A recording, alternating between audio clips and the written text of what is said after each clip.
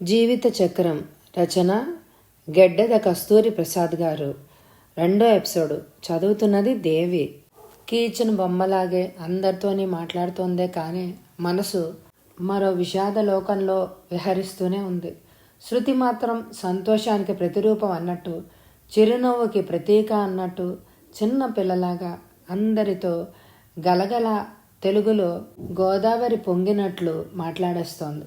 కిలకిలా నవ్వుతోంది కిన్నెర సానిలాగా. హరి హృదయం శృతిని, ఆమె అందాన్ని, తాత్కాలికమైన ఆమె ఆనందాన్ని చూస్తుంటే వలవలా ఏడుస్తోంది. అతనికి తెలియకుండానే వచ్చిన అతిథులందరూ ఇద్దరిని మేడ్ ఫర్ ఈచ్ అదర్ అని మరీ పొగిడి మరీ వెళ్ళారు. కానీ ఆ దంపతుల్లో కదలాడే నీలి నీడలు వాళ్ళకేం తెలుసు? వాళ్ళకి తెలిసిందల్లా పైకి కనిపించే ఆర్భాటమే.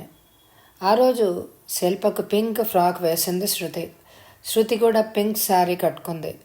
ఆ చీర ఆమె శరీర రంగుతో, ఆమె పెదవులతో పోటీ పడుతోంది. ఆమె శరీరం కంటే కూడా అందంగా లేదు. ఎంతో అందమైన ఆ పట్టుచీర, శృతి ధరించిన ముత్యాలహారం, ఆమె తెల్లని చక్కని పలువరుస ముందు దిష్టి తీసి పారేసినట్టే ఉంది ఆ ముత్యాలహారంలోని మేలి ముత్యాలు. కానీ ఏం లాభం? పాపం శృతి పలువరుస ముందు అన్నీ దిగదొడిపై, సన్నని నడుంపై నల్లటి పెద్ద జడ, పాములేని ఐర్లాండ్ దేశంలోకి వచ్చిన పెద్ద పాములాగా ఎవ్వరికి హాని చేయకుండా అందరినీ అలరించే విధంగా ఉంది. చీరకు జాకెట్టుకు మధ్యనున్న తెల్లటి నడుము విధాత అత్యంత శ్రద్ధగా మలిచినట్టు, తన నైపుణ్యం అంతా ఆమెను తీర్చిదిద్దడంలోనే చూసినట్టు అనిపిస్తోంది. ఆమెను చూసిన ఎవరైనా అన్నీ చేసి అసలైంది మర్చిపోయి ప్రాణం పోసినట్టున్నాడు. భగవంతుడు పొరపాటుగా మర్చిపోయి ఆ చిన్ని ఆనందం ఆమె జీవితానికి పెద్ద శాపమైంది. ఆ నుదిట వ్రాతను చెరిపి మళ్ళీ రాసుకుంటే ఎంత బాగుంటుంది. దేవుడు తను చేసిన తప్పు దిద్దలేడా? ఆమె బ్రతుకును సరిదిద్దలేడా? ఏమో, వేచి చూడాలి మరి. ఆ రాత్రి హరి మనసు మరీ వికలమైపోయింది. రాజహంసలా మెరిసిపోతున్న ఆమెను తను దరిచేరలేకపోతున్నాడు. అంతకంటే తమ జీవితంలో అన్యాయం ఏముంది? శృతి శిల్ప అందంలో పోలికలు ఒకరితో ఒకరికి పోటీ పడుతూ ఎవరు మన ఇద్దరిలో అందమైన వారు అన్నట్టుగా ఉన్నాయి. అలసిపోయిన శృతి వెంటనే నిద్రపోయింది. ఆ రోజు పనితో శారీరకంగా ఆమె అలసిపోయింది కాబట్టి వెంటనే నిద్రపోగలిగింది. మనసులోని ఆలోచనలతో అలసిపోయిన హరికి మాత్రం నిద్ర దూరమైంది. మనశ్శాంతి, నిద్ర కవల పిల్లల్లాగా కలిసి ఉంటాయి కాబోలు. మనసు ప్రశాంతంగా ఉన్న చోటే నిద్ర కూడా ఉంటుంది. శృతి మీద చెయ్యేసి పడుకోవాలన్న కోరికను ఆపుకోలేక చెయ్యి పైకెత్తేశాడు. ఆమె మీద వెయ్యడానికి, కానీ ఆ చెయ్యి పెరాలసిస్ వచ్చినట్టు ముందుకి కదలనని మొరాయించింది. దానికి తెలుసు అది ముందుకు వెళితే ఆ తర్వాత జరిగే పరిణామాల గురించి. ప్రతి రాత్రిలాగే ఆ రాత్రి కూడా మధ్యలో శిల్పని పెట్టుకొని ప్రాణమున్న శిల్పంలాగే పడుకున్నారు వాళ్ళిద్దరూ.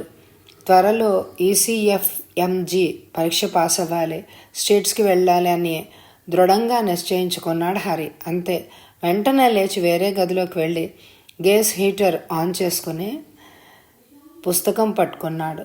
పుస్తక పఠనంలో పడిన తర్వాత మనసు కొంచెం నెమ్మదించి అందులో నిమగ్నమైపోయాడు. అదే దేశంలోనున్న ఎన్నీస్ కార్తిలో డాక్టర్ రావు దంపతులు ఉన్నారు. రావు గారు ఆ ఊరిలోనున్న సెయింట్ సెనాన్స్ హాస్పిటల్లో పనిచేస్తారు. అది మెంటల్ హాస్పిటల్.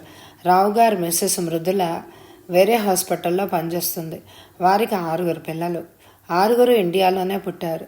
ఇంకా పిల్లలు వద్దు అని అనుకుని ఆ సంగతి పక్కకు పెట్టి ఐర్లాండ్ వచ్చేసారు. కానీ అప్పటికే నెల తప్పినట్టు ఆవిడ గ్రహించుకోలేదు. గ్రహించుకుని ఉంటే ఇండియాలోనే అబార్షన్ ఆపరేషన్ కూడా చేసుకుని ఉండేది. రావు గారి కుటుంబం చాలా పెద్దది, ఎక్కువ బాధ్యతలు. ఆయన నాయనమ్మ పెంపకంలో పెరిగిన మనిషి. ఆవిడ మాటలు తీసివేయలేక అప్పటికే 5 తండ్రి అయ్యాడు.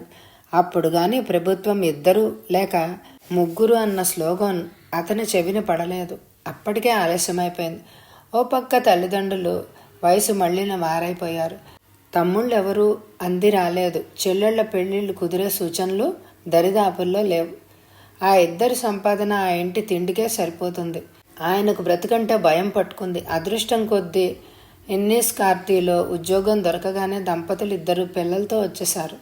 2 ఉద్యోగాలు చేస్తున్నారు కాబట్టి హౌస్ కీపర్ని పెట్టుకున్నారు. ఆమెకి సపరేట్గా ఒక గది, ఒక టీవీ, అన్ని రకాలైన సదుపాయాలు సమకూర్చారు. పిల్లలు ఎక్కువ కాబట్టి పెద్ద ఇల్లు అద్దెకు తీసుకోక తప్పలేదు. గుడ్డి కంటే మెల్లకన్ను మేలన్నట్టు ఇండియాలో పిల్లలు ఎక్కువ ఉన్నందుకు బాధపడ్డా రావు ఇప్పుడు ఎంతో సంతోషిస్తున్నాడు. కారణం, పిల్లలు ఎక్కువ ఉండే ఆ దేశంలో ఇన్కమ్ ట్యాక్స్ తక్కువట. తన జీతంలో కొంత ఇండియా పంపించి వేసిన భార్య జీతంతో ఇల్లు గడిచిపోతుంది. అందులోనే కొంత చెల్లెళ్ళ పెళ్లికి పోస్టులో వేస్తున్నారు. మృదులకు మగపిల్లాడు పుట్టాడు. మగపిల్లాడు కావాలన్న రావుగారు నాయనమ్మ కోరిక తీరిందే కానీ ఆవిడ అప్పటికే కాలం చేసి నెల దాటింది. ఆవిడకి మనవడు కావాలనే కోరిక తీరలేకుండానే కన్ను మూసింది. రావుగారికి మాత్రం అంతకు మించి పిల్లలతో ముందు ఎంత కష్టమో ఆవిడ ఊహించి ఉండదు. రావుగారు ఆ రోజు హాస్పిటల్ నుండి వచ్చేసరికి మృదుల దిగులుగా కూర్చునుంది. ఇల్లంతా దండకారణ్యంలాగా ఉంది. పిల్లాడి ఏడుపు కూడా ఆవిడ పట్టించుకోవట్లేదు. ఎందుకు మృదుల అలా ఉన్నావు? ఏమైంది? ఇల్లేమిటి ఇలా ఉంది? సర్వెంట్ మేడ్ ఏది అని అడిగాడు ఆయన ఆశ్చర్యంగా. నేను హాస్పిటల్ నుండి తలనొప్పిగా ఉందని పర్మిషన్ తీసుకొని ఇంటికి వచ్చేసరికి ఏం చెప్పమంటారు, నేను చూసిన సన్నివేశం అది. ఏమైంది? ఆత్రంగా అడిగారు ఆయన. ఏమైందో ఊహించడానికి ఆయన మనసు అంగీకరించలేదు. దొంగలు మోసగాళ్లు లేని దేశం అది. పనికి బద్దకించే మనుషులు అంతకంటే కాదు. ఇంకేమి ఊహించడానికి మనస్కరించలేదు. అబ్బాయికి ఏమైనా దెబ్బ తగిలిందా అంటే బెడ్రూమ్లో ఉయ్యాల్లో నిశ్చింతగా నిద్రపోతున్నాడు. నేను వచ్చేసరికి బాబు ఫైర్ దగ్గర కూర్చుని బట్టలు బొమ్మలు అందులోకి విసిరి ఆడుకుంటున్నాడు. ఫైర్ ప్లేస్లో పెద్ద మంటలు. ఎంత భయం వేసింది అనుకున్నారు? నిజంగా పిల్లాడికి బ్రతికే యోగం ఉండబట్టే నేను వచ్చేసానేమో అని అంది. ప్రమాదం తప్పింది అన్న భావం ఆమె మొహంలో కనపడుతోంది. సాధారణంగా ఇంటి సెంట్రల్ హీటింగ్ లేనివారు ఫైర్ ప్లేస్లో రోజంతా ఫైర్ వేసుకుంటారు. ఆ ఫైర్ వల్ల ఇల్లు వేడిగా ఉంటుంది. శ్రోతలందరికీ చిన్న రిక్వెస్ట్, ఇక్కడ ఒక 2 పేజీలు లేవు. అందువల్ల అక్కడ ఏం జరిగిందో నేను నవల చదవడం మూలాన ఊహించి చెప్తున్నాను. ఆ తర్వాత శృతికి వాళ్ళ తండ్రి గారి దగ్గర నుంచి ఉత్తరం వచ్చింది. ఆ ఉత్తరం నుంచి కొనసాగిస్తున్నాను. శ్రోతలందరూ నన్ను క్షమించవలసిందిగా కోరుకుంటున్నాను. శృతికి మీ తండ్రి దీవించి వ్రాయినది. వీణకి పెళ్లి కుదిరింది. పెళ్లి కొడుకు త్వరలో పెళ్లి కావాలని, తర్వాత ఇప్పట్లో ముహూర్తాలు లేవని పట్టుబడితే అర్జెంటుగా ముహూర్తాలు పెట్టేశాం.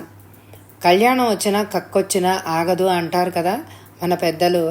అక్కడ మీ ఉద్యోగాలు ఇళ్ళు ఎలా ఉన్నాయి? నీవి బంగారు కళ్ళు తల్లి. అందుకే విదేశాలు చూసే అదృష్టం నీకు పట్టింది. చలిలో జాగ్రత్తే. శిల్ప జాగ్రత్త. శిల్పకు మా అందరి తియ్యటి ముద్దులు పంపుతున్నాము. దాన్ని చూడాలనుంది.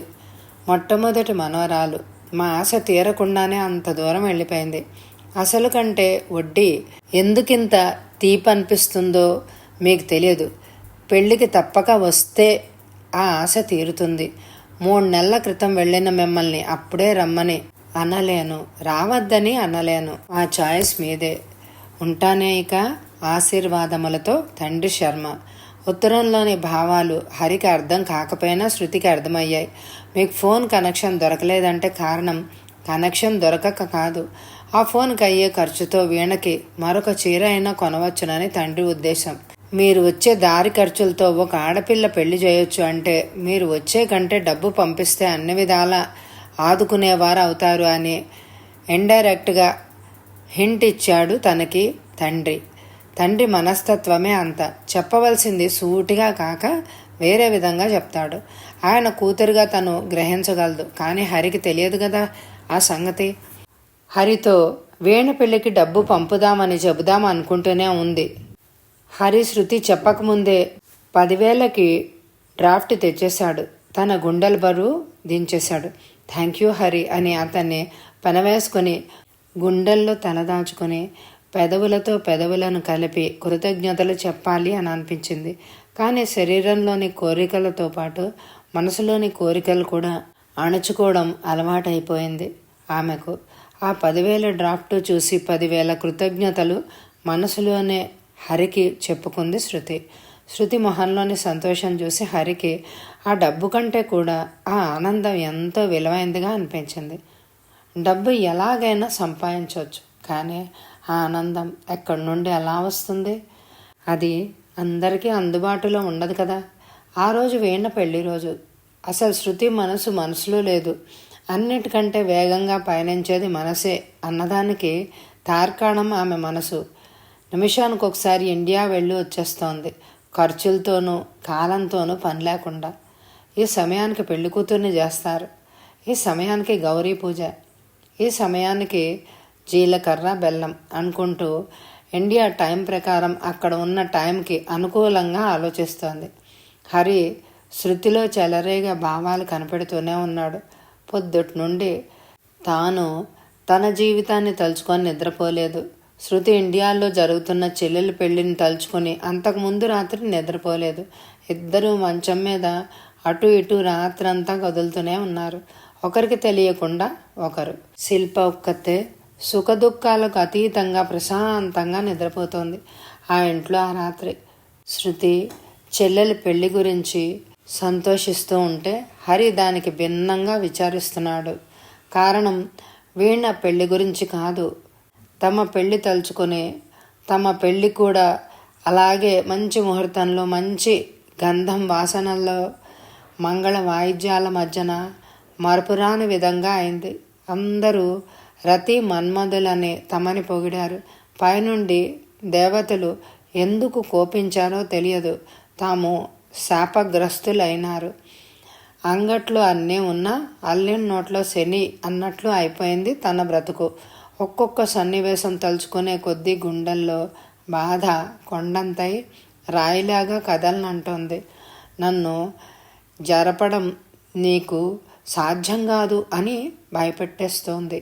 అలా భయపెట్టినప్పుడల్లా ముందు భగవద్గీత, తర్వాత తన పరీక్షా పుస్తకాలు తీస్తాడు హరి. అవే నిప్పులాంటి అతని మనసుకి నీరులాగా పనిచేస్తాయి.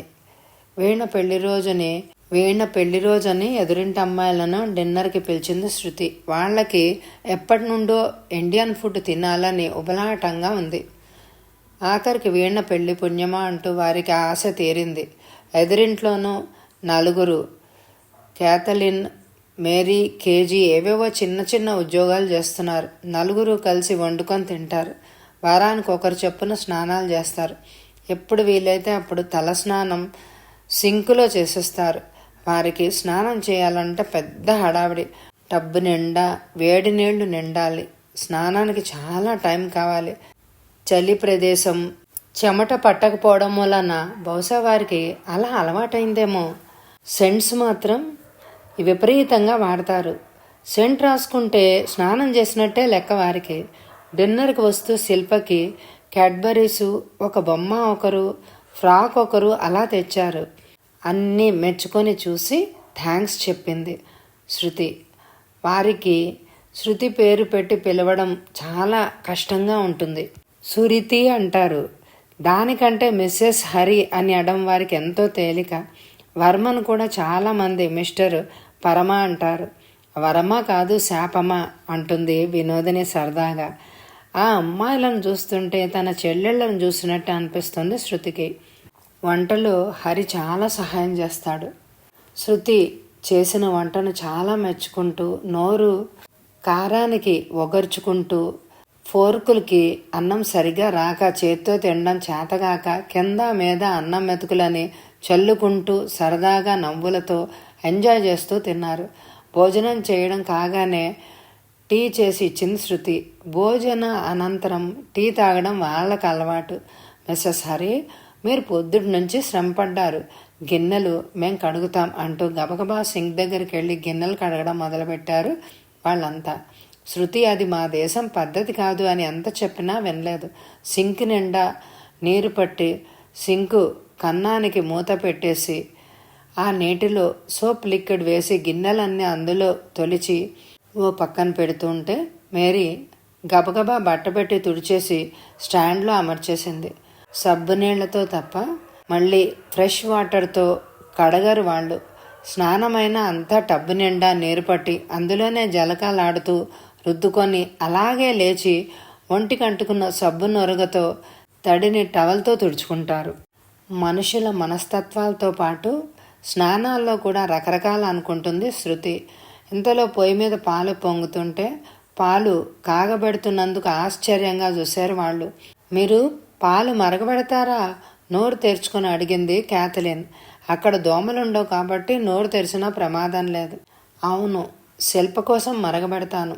మేము కాచినవే తాగుతాం అని చెప్పింది శృతి. అక్కడ కల్తీ దేనిలోనూ ఉండదు కాబట్టి పాలు మరగబెట్టరు, వచ్చినవే తాగేస్తారు. టీ కాఫీల్లో కూడా పచ్చిపాలే వేసుకుంటారు. అక్కడ ఎవ్వరూ వెజిటేరియన్స్ ఉండరు. నాన్ వెజిటేరియన్ ప్రిపరేషన్ అంతా హరి చేస్తాడు. ఇప్పుడిప్పుడే ఆ వాసనకు అలవాటు చేసుకుంది శృతి. హరి కోసం వండడం కూడా నేర్చుకోవాలి అని అనుకుంది. మా ఆఫీస్లో 2 రోజుల క్రితం ఒక ఇండియన్ వచ్చాడు. ఇక్కడ ఉన్న ఇండియన్స్ని ఎవరైనా పరిచయం చేయమన్నాడు. మాకు మీరు తప్ప ఎవ్వరూ తెలియదు. మీకేమీ అభ్యంతరం లేకపోతే తీసుకొని వస్తాను అంటూ అనుమతి కోసం హరివైపు చూసింది లూరా. అలాగే, తప్పకుండా తీసుకురా, మాకు సంతోషమే అన్నాడు హరి. ఆ అమ్మాయిలు అక్కడ కూర్చుని టీవీ చూస్తున్నారు. కానీ వారి కళ్ళు ఉన్నట్టుండి శృతి అందాన్ని పరిశీలిస్తూనే ఉన్నాయి. మీ ఇండియన్స్ చీర జాకెట్లో చాలా సెక్సీగా కనిపిస్తారు సుమా అంది మేరీ సన్నని తూనీగ లాంటి శృతి నడుం వైపు ఆసక్తిగా చూస్తూ. ఆ మాటలకు శృతి హరి కూడా ఆశ్చర్యపోయారు. పాశ్చాత్యులు పైటలేని గౌనుల్లోనూ సెక్సీగా ఉంటారు అని మనం అనుకుంటే తిరిగి మన ఇండియన్ లేడీస్ని సెక్సీగా వర్ణించారేమిటి అని అనుకున్నారు. తిరిగి లూరానే అంది, మీ నడుము భాగం అంతా కనిపిస్తుంది కదా, మీరు కవర్ చేసుకోరు కదా, అందుకే మీరు సెక్సీగా కనిపిస్తారు అని అంది. ఇంతలో నిద్రపోయిన శిల్ప లేవడంతో గబగబా వెళ్ళి శిల్పను తీసుకుని వచ్చింది శృతి. నిద్దట్లో గోన్ తడిపేసుకుంది. వేరే గోన్ మారుస్తూ సేఫ్టీ పిన్ కోసం మెడలో ఉన్న గొలుసుకున్న పిన్ తీసి పెట్టడం ఆశ్చర్యంగా చూస్తున్నారు వారు. మీ ఇండియన్స్కి మెడలో వస్తువులతో పాటు ఆ సేఫ్టీ పిన్స్ పెట్టుకోవడం కంపల్సరీనా అని అడిగింది. ఆ మాటలకు శృతి హరి ఒక్కసారి పక్కుమని నవ్వారు. ఇంతవరకు ఒక ఇండియన్ ఫ్యామిలీ తెలుసు నాకు. ఆవిడ కూడా అలాగే మెడలో గొలుసు సేఫ్టీ పిన్స్ పెట్టుకుంటూ ఉంటుంది అని అంది. వారు ఎందుకు నవ్వుతున్నారో అర్థం కాక తర్వాత క్యాథలిన్ అడిగింది, మీరు మాకు చీరలు కట్టుకోవడం నేర్పుతారా అని. తప్పకుండా, మీకు ఇష్టమైతే అంది శృతి. శృతిని ఒక పాట పాడమని బలవంతం చేశారు వాడు. ఎక్కువ ప్రతిమలాడించుకోకుండానే ఒక పాట పాడింది శృతి. చిన్నప్పటి నుంచి తండ్రితో పాటు సాధన చేసిన గొంతు అది. మెడిసిన్ చదువుతూ కూడా అక్కడక్కడ ప్రోగ్రామ్స్ ఇచ్చేది శృతి. కొన్ని లక్షల మందిలో ఏ ఒక్కరికో తప్ప ఉండదు అంతటి మధురమైన గొంతు. మొట్టమొదటి పాట నీవేరా నా మదిలో దేవా అన్న పాట పాడింది. ఆ తర్వాత పాట నింగి సాక్షి నేల సాక్షి నిన్ను వలచిన నా మనసే సాక్షి వేదనలోను వేడుకలోను అని పాడుతూ ఉంటే ఆమె గొంతు వణికింది. కళ్ళల్లో నీళ్లు తిరిగాయి. చాలా కాలం తర్వాత పాడిన ఆ పాట వింటూ ఆ పాటలోని భావంలో లీనమైపోయాడు హరి. పాటలోని భావం తెలియకపోయినా గొంతులోని మాధుర్యం ఆ ఐరిష్ వనితలను ఎంత లోకాలకు తీసుకుపోయింది. ఆ ఇంటిలోని ప్రాణం లేని వస్తువులు గోడలు కూడా పరవశం చెందుతాయా అన్నట్టుగా ఉంది ఆ టోన్. వారు ఆమె గొంతులోని స్వీట్నెస్ను ఎంతో మెచ్చుకున్నారు. మిస్సెస్ హరి, మీరు చాలా అందంగా ఉన్నారు. అసలు పెళ్ళైన పిల్ల ఉన్న తల్లిలాగానే లేరు అంది మేరీ. ఆ మాటలకు శృతి బాధగానే చిరునవ్వు నవ్విన హరి మనసుకి మూలుగులాగా తగిలాయి అవి. హరి మొహంలోని భావాలు మారిపోవడం వెంటనే గ్రహించింది శృతి. భర్త ఏమాత్రం అశాంతిగా కనిపించినా ఆమె భరించలేదు. అందుకే అంది, నేను ఒక జోక్ చెప్పనా అని. ఒక ఫారినర్ ఇండియా వచ్చాట దేశం చూడ్డానికి. ప్రతి ఊర్లోనూ ఉన్న విగ్రహాల గురించి తెలుసుకోవాలని. ఆయన ఎవరు అని అడిగాట. ఒక ఊరిలో మాలున్నయి సాబ్ అన్నట్ట అతను. అలాగే మరొక ఊర్లో కూడా ఇంకొక విగ్రహం గురించి అడిగితే మాలూమ్ నహీ సాప్ అన్నట్ట. అతను కూడా అలాగే 4-5 ఊర్లో అడిగట. అందరూ ఒకటే జవాబు చెప్పారట. ఒకరోజు ఒక మనిషి చనిపోతే చనిపోయిన ఆయన ఎవరు అని ఇంకొక అతన్ని అడిగాట. మాలూమ్ నహీ సాప్ అన్నట్ట. ఆ రోజు ఆ ఫారినర్ ఆయన డైరీలో ఇలా వ్రాసుకున్నట్ట: ఈ దేశంలో మాలూమ్ నహీ సాబ్ విగ్రహాలు చాలా ఉన్నాయి. నేను ఆయన చావుని కళ్ళారా చూశాను అని ఆ జోక్ని ఆ అమ్మాయిలకు కూడా వివరించి చెప్పేసరికి వాళ్ళు కూడా విరగబడి నవ్వారు. వారు హరి ఇంటి నుండి వీడ్కోలు తీసుకుని, ఈ వీకెండ్ అందరము మా ఊర్లు వెళ్తున్నాం, క్రిస్మస్ దగ్గరికి వస్తుంది కదా అని చెప్పారు. వారు వాళ్ళ ఇళ్ళకి వెళ్ళాలని అనుకుంటే బస్ కోసమో ట్రైన్ కోసమో చూడరు. టాక్సీ కావాలంటే చాలా ఖరీదు. ఎవ్వరికి కార్లు లేవు తిరగడానికి. కార్లు, స్కూటర్లు, బస్సులు, ట్రైన్లు తప్ప మరొక రకం అయిన వాహనాలు ఉండవు. వాళ్ళు రోడ్డు మీద నిలబడి వారి ఊరు రూట్ వెళ్ళే వాళ్ళందరినీ బొటనవేలు థమ్జప్ లాగా చూపిస్తూ లిఫ్ట్ అని అడుగుతారు. సాధారణంగా కార్లు ఎక్కువగా ఖాళీగా ఉంటాయే కాబట్టి ఎవరైనా లిఫ్ట్ ఇచ్చేస్తారు. ఆడపిల్ల ఎవరైనా పరాయి మగవాడితో అలా వెళ్ళడానికి భయపడదు. వారిని ఎవ్వరూ రేప్ చేయడానికి కూడా ప్రయత్నించరు. ఆ స్త్రీ పర్మిషన్ లేనిదే స్త్రీ ఒంటి మీద చెయ్యే వెయ్యరు. 100కి 1,00,00,000కి తాగిన మైకంలో రేప్ జరిగినా వారంతగా బాధపడరు. పెళ్లి కాకముందు ఎంతమందితో తిరిగినా శారీరకంగా ఒకటైనా పెళ్ళైన స్త్రీలు చాలా వరకు నిజాయితీగానే ఉంటారు అక్కడ. ఆ అమ్మాయి హరి, శృతిలకు థ్యాంక్స్, గుడ్ నైట్ చెప్పి వెళ్ళిపోయారు. వారికే కాదు, బంధువులలో కానీ స్నేహితుల్లో కానీ ఎవ్వరికి తెలియదు ఆ దంపతులు జీవితంలో గుడ్ నైట్ అనేదే లేదని, అన్నీ బ్యాడ్ నైట్లే మిగిలాయని. ఆ రహస్యం వారిద్దరి మధ్యనే ఉంది. అతి రహస్యంగా ఇంతవరకు సంతృప్తిని మించిన సుఖం లేదన్నట్టు శారీరక సుఖం లేకపోయినా సంసారాన్ని చూసుకొని సంతృప్తిగా జీవితం అలవాటు చేసుకుంది శృతి. డాక్టర్ పద్మారావు తీసుకొచ్చిన అనాథ అమ్మాయి భారతి బాగానే సెటిల్ అయిపోయింది అక్కడ. చాలా త్వరగా ఇంగ్లీష్ నేర్చుకుంది. మెట్రిక్ వరకు చదువుకుంది. ఆమె ఉండే అనాథాశ్రమంలో నర్సులు ఉండేవారు. అందుకే అంతకుముందే ఇంగ్లీషు ఫ్లూయెంట్గా రాకపోయినా చాలా వరకు వచ్చు. స్వతహాగా తెలివైన పిల్ల కాబట్టి ఐరిష్ యాక్సెంట్ను కూడా త్వరగా పట్టేసింది. ఇంటి పని బ్రహ్మాండంగా చేస్తుంది. మృదుల పుట్టింట్లో ఎంత సుఖపడిందో అంత సుఖంగానూ ఉంది. ఆమెకు భారతి వచ్చిన తర్వాత ఆ అమ్మాయి అంత అందగత్తె కాదు, కానీ చురుకైన పిల్ల. చిరునవ్వే వెలలేని ఆభరణాలు, అందచందాలు అన్నట్టుంటుంది. పళ్ళు కొద్దిగా పెద్దగా ఉన్నా ఆమె సదా నవ్వుతూ ఉండే ఆ మొహంలో ఆ లోటు కనిపించదు. ఎవరినైనా ఇట్టే పరిచయం చేసుకోవాలని అనుకుంటుంది. ఎప్పుడు టూత్పేస్ట్ అడ్వర్టైజ్మెంట్ లాగే కనిపిస్తుంది. తెల్లని పళ్ళతో. వయసు వస్తే వంకరకాళ్ళు తిన్నన అవుతాయి అని అంటారు. ఆమె టీనేజ్లో ఉంది. వయసు తెచ్చిన మార్పుల్లో శరీరం నల్లగా ఉన్నా నిగనిగలాడుతూ ఉంది. పొద్దున్న రావుగారు మృదుల పిల్లలను తీసుకుని వెళ్ళిపోయారు. ఇంకా భారతి చూడవలసింది ఆఖరు బాబునే. ఆమె పనిలో చాలా ప్రవీణురాలు. గబగబా ఇంటి పని, వంట పని ముగించేసుకుని బజారు పని కూడా తనే చేస్తుంది. అందుకే మరీ హాయిగా ఉంది భారతి రాక మృదులకు. భారతి ఒక తల్లిలాగే కనపడుతుంది కానీ మృదులకు వయసులో ఉన్న పిల్లలాగా కనిపించదు. ఆ రోజు కూడా అలవాటు ప్రకారం చిన్నబాబుని ప్రాంలో కూర్చోబెట్టి ఇంటికి తాళం వేసి బజారుకి బయలుదేరింది. తీరా తాళం వేసిన తర్వాత గుర్తొచ్చింది ఆ రోజు లక్ష్మీవారం, చెత్త తీసుకెళ్లే లారీ వస్తుందని. మళ్ళా గబగబా తాళం తీసి చెత్త డబ్బా బయట రోడ్డు పక్కన ఫుట్పాత్ మీద పెట్టేసి తిరిగి ఇల్లు లాక్ చేసింది. ఆ రోజు కానీ చెత్త డబ్బా బయట పెట్టడం మర్చిపోతే మళ్ళా వారం వరకు లారీ రాదు. బాబుని తీసుకొని షాప్కి వెళ్ళింది. ఆ షాప్లో పనిచేస్తున్న శేఖర్ని చూస్తుంటే ఒళ్ళు తెలియదు భారతికి. అతను అంతే, మన ఇండియన్ కదా అన్న దృష్టితో పాటు పర్వాలేదు వయసులో ఉన్న పిల్ల బుట్టలో వేయొచ్చు అన్నట్లు చూస్తాడు. ఆ చూపులు తిన్నగా ఆమె గుండెల్నే తాకాయి. గబగబా షాపింగ్ ముగించుకొని ఇంటికి వచ్చేసింది. కానీ భారతి మనసుని మాత్రం శేఖర్ దగ్గర వదిలేసింది.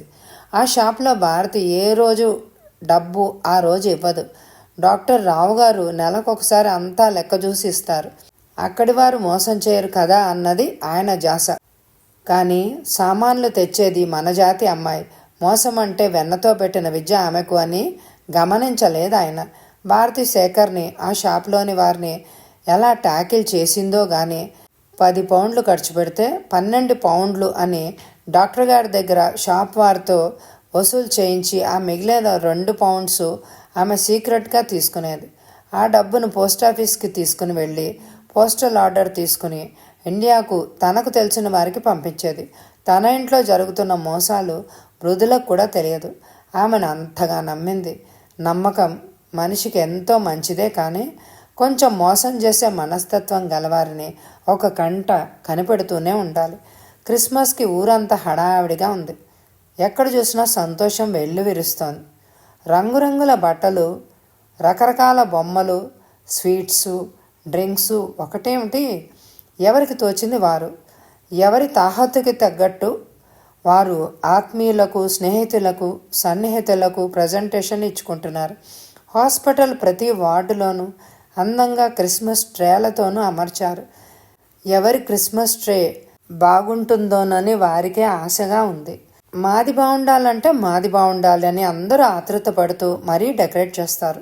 ట్రే నిండా బల్బులు, పువ్వులు, క్రిస్మస్ గ్రీటింగ్స్తో అలంకరిస్తారు. శృతి, హరి అందరి వార్డుల్లోనే సిస్టర్స్కు హాట్ డ్రింక్స్ కొని ఇచ్చారు. వారు శృతికి స్ప్రేను, హరికి టైలను ప్రజెంట్ చేశారు. హాస్పిటల్లోని వార్డులన్నీ ఖాళీగానే ఉన్నాయి. క్రిస్మస్కి ముందు రోజే చాలామందిని డిశ్చార్జ్ చేసేశారు. సీరియస్ కేసులు మాత్రమే ఉంచారు హాస్పిటల్లో.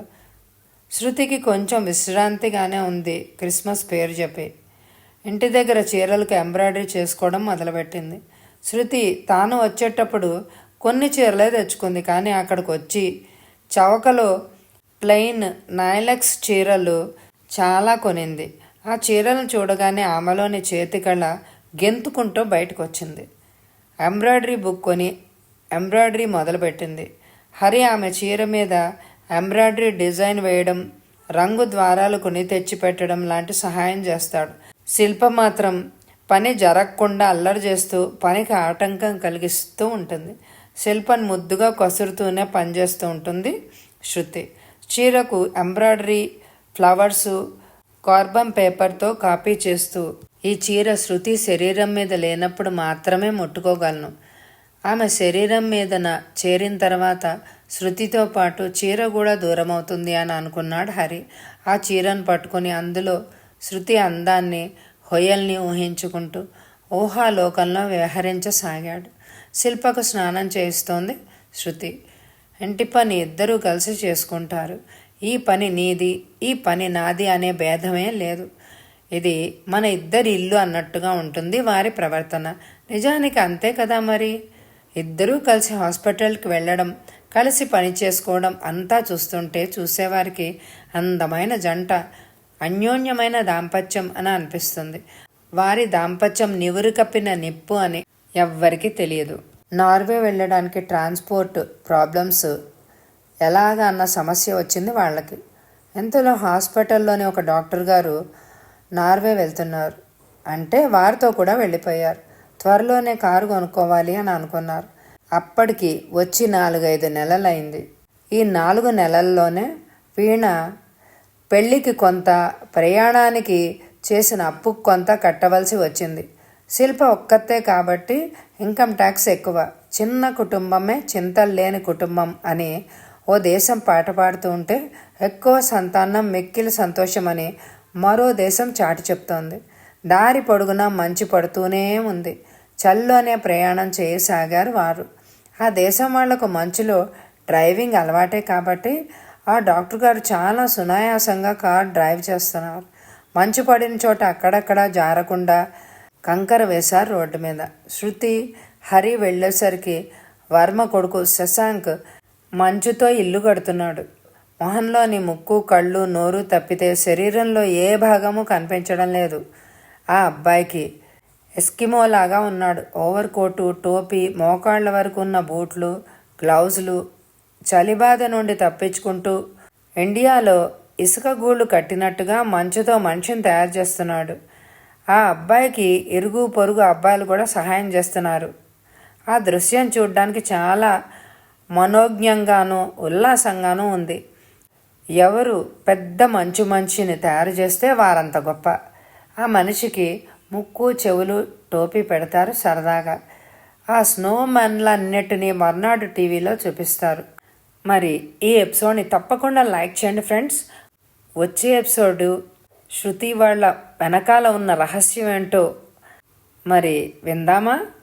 ఈ ఎపిసోడ్ని తప్పకుండా లైక్ చేయండి. Thank you very much my dear friends.